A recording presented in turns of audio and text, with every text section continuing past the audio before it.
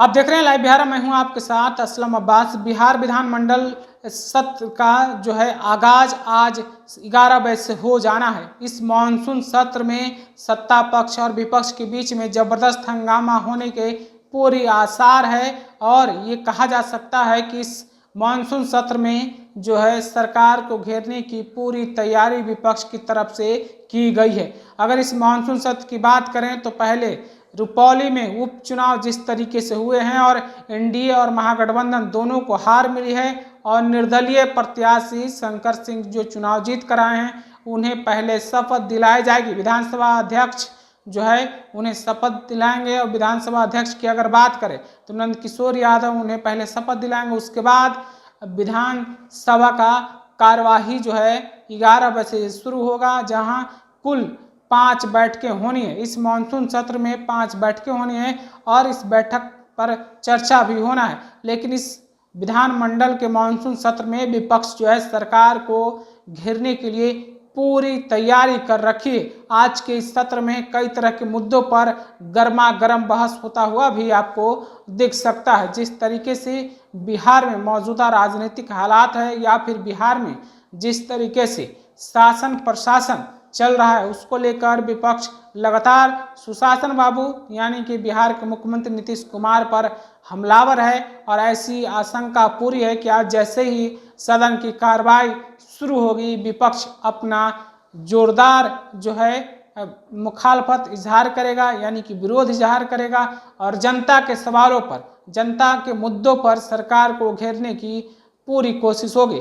जिस तरीके से सदन के बाहर विपक्ष ने बिहार में बढ़ते अपराध को लेकर प्रतिरोध मार्च निकाला था, उससे यह स्पष्ट है कि सदन के दोनों सदनों में, चाहे बिहार विधानसभा की बात हो या फिर बिहार विधान परिषद की बात हो, दोनों जगह सरकार को कटघरे में खड़े करने की पूरी कोशिश भी पक्ष की तरफ से की जाएगी। हालांकि सत्ता पक्ष भी सरकार या फिर सत्र को चलाने के लिए पूरी तरीके से मुस्तैद है। कहीं कोई किसी तरीके से जनता के भलाई पर सरकार पीछे हटने को तैयार नहीं है और कई इस बात का पहले से अंदेशा भी है कि सरकार जनता के मुद्दे पर एक स्वस्थ बहस भी चाहती है। लेकिन क्या स्वस्थ बहस में जो है विपक्ष अपनी भूमिका निभा पाएगी, ये भी एक सवाल है। लेकिन इतना जरूर है कि तमाम तरह की घटनाओं दुर्घटनाओं को, चाहे वो बात नौकरी रोजगार की हो, हत्या या अपहरण की बात हो या फिर बागी विधायकों की बात हो, आज जिस तरीके से बागी विधायक किस तरह बैठेंगे जब 11 बजे बिहार विधानसभा का कार्यवाही शुरू होगा, तो ये भी देखना होगा कि जो 3 बागी विधायक हैं राजद के, चेतन, नीलम देवी, प्रहलाद यादव, आखिर वो किस पक्ष में बैठते हैं? क्या विपक्ष की तरफ बैठेंगे या सत्ता पक्ष की तरफ, या फिर विधानसभा के अध्यक्ष नंद किशोर यादव उनकी सदस्यता को रद्द कर देंगे? ये भी एक बहुत दिलचस्प वाकया है और इस सत्र में आपको साफ साफ पता चल जाएगा कि क्या उनकी सदस्यता बचेगी या उनकी सदस्यता चली जाएगी।